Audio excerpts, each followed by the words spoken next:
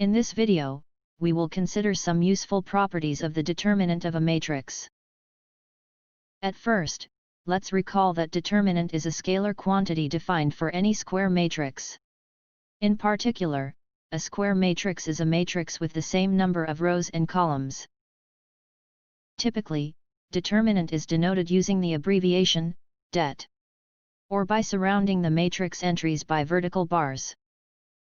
Now, we begin with the first property of determinant, which says that the determinant of identity matrix is equal to 1 for any size of matrix. Second, if all the entries of row, or column, are 0, then the determinant is 0 despite its size. The next property relates to the linear dependence of columns or rows. It says, if all the elements of a row, or column, are proportional to the elements of some other row, or column, then the determinant is 0. It is also true, as a particular case, when a matrix has two duplicate rows or columns.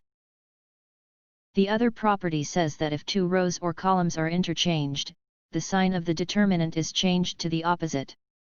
Obviously, repeating it twice, the sign remains the same. On the other hand, if we transpose a square matrix, its determinant is equal to the determinant of the original matrix.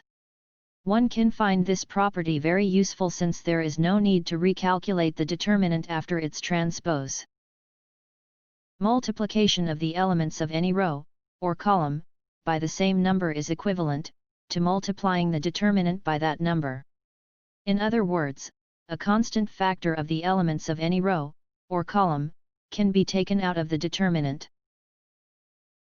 Subsequently, if all the elements of a row, or column, of determinant are multiplied by a constant, the value of a new determinant is equal to the constant raised to the power of n, times of the given determinant. Notably, n defines the n-rowed square matrix. Next property says, that the determinant is a product of elements in the main diagonal, if matrix has upper triangular or lower triangular form. It can be particularly useful if the determinant of a big size matrix should computed. Now, assume that the elements of any row, or column, multiplied by a constant factor are added to the corresponding elements of the other row, or column. In this case, the determinant will not change. Next, for two square matrices of equal size, it is true that the determinant of a product equals the product of the determinants. Specifically, we know that a matrix is invertible if and only if the determinant is not equal to 0. In this case, it is also known that the determinant value of inverse is 1 over value of that determinant. Eventually, we approached to the final property in our list. It is proved that the determinant evaluated for the matrix raised to the power of m is equal to the determinant raised to the power m for any natural number m.